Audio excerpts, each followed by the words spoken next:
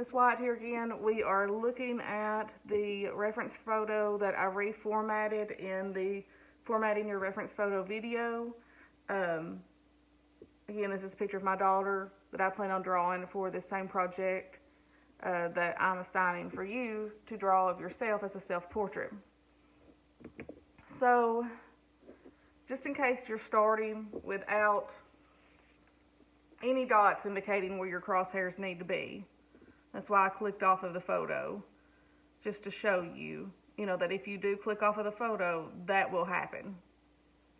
Now you will see they were already there a second ago from the last step of the formatting your picture, your portrait video, but no worries, if they go away, they will come right back when you have to hit this next step, this next tool anyways.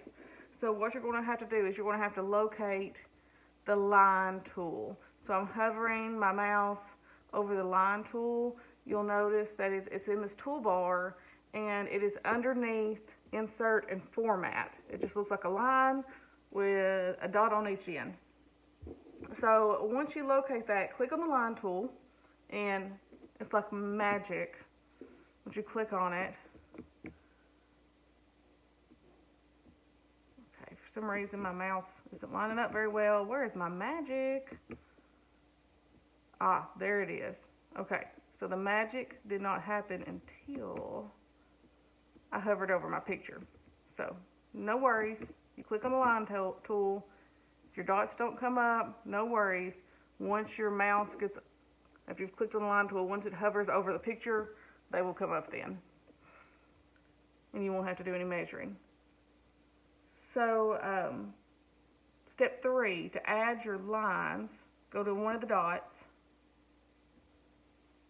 You could start with the side, or I'm going to start with the bottom. You're going to hover over that dot. With your left hand, you're going to click, and you're going to hold down. Don't let up. Then with your right hand, you drag that dot down to where it needs to, the line needs to stop, and release. So that is your first crosshair. Now I'm going to do that again for this horizontal line. I'm going to again say the steps I'm doing out loud, just in case you're having trouble. So you're going to take your icon there and you're going to hover that dot, because it's a dot now, over the dot where you want your line to start. Once it's there, click and hold with your left hand. Then with your right hand, drag your cursor icon to the next dot where you want it to stop and release it. Now I'm not going to release just yet. I want to show you something. If you don't get this just right, your line's not going to be right. It's going to be crooked. And that's just quite frankly not acceptable. So if you do that, just hit backspace to delete that line and try again until you get it right. So I'm going to click, drag. Once I get it where I want it to stay, release. You're done. So again, to be done, finalized, I just click outside of it. I don't need that extra line, but it's not going to bother me any. And that has finalized those lines there where they are bold. Now, if for some reason this line here is just really bothering you,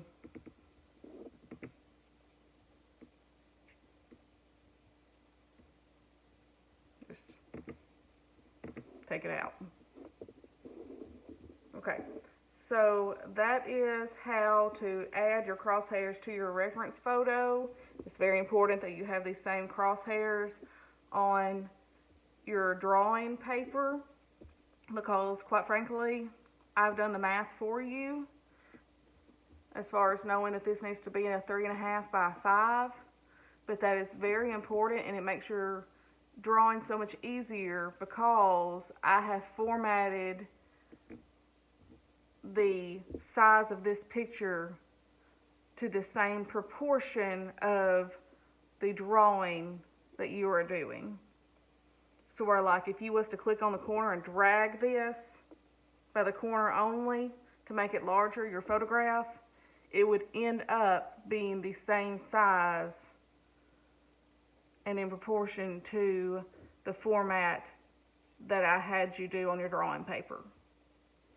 So that being said, you can still look at, like, her hair is not exactly halfway in between the center point and the edge, but slightly to the right. Same way on your drawing paper. So you can still look at, like, what's halfway in between, like what's halfway crossing between the middle and the bottom. Okay, well, there's a line crossing from her sleeve. Like, things will still line up, even though you're sizing up and having to draw larger. Things will still fall in the same place on your paper as it is on your reference photo, even though it is small. So that's it.